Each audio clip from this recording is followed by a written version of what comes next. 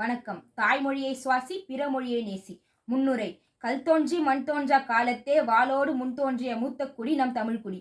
யாதும் ஊரே யாவரும் கேளீர் என்று சொன்ன கண்ணியன் பூகுன்றனும் பிறப்பொக்கும் எல்லா உயிருக்கும் என்று சொன்ன வான்புகழ் வள்ளுவனும் மூச்சாய் கொண்டிருந்தது நம் தமிழ்மொழிதானே. இத்தகைய சிறப்பு வாய்ந்த தமிழ்மொழியை சுவாசிப்பதையும் பிற மொழியை நேசிப்பதையும் பற்றி கட்டுரையில் காண்போம். தாய்மொழியின் வலிமை. தாய்மொழி கண் போன்றது, பிறமொழி கண்ணாடி போன்றது. ஒருவன் அறிவு வளர்ச்சிக்கு தாய்மொழி கல்வி என்பது மிகவும் அவசியமாகும். தாய்மொழியை சுவாசியுங்கள். தாய்மொழி கல்வியை ஊக்குவிக்கும் நாடுகள் பொருளாதாரத்தில் உயர்ந்த நிலையை அடைந்தது. தாய்மொழியின் அவலம். தாய்மொழியை சுவாசியுங்கள், பிற மொழியை நேசியுங்கள் என்று தேசிய கவிஞர் கு.வேம்பு சொல்லியது 100க்கு 100 உண்மை.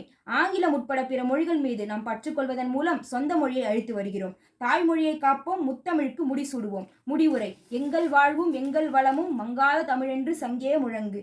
தாய்மொழி தமிழை வாழ்த்தி வணங்குவோம். தமிழை போற்றி அதனை உலகளாவிய மொழிகளின் உயரிய நிலையை அடைய செய்வோம். நன்றி.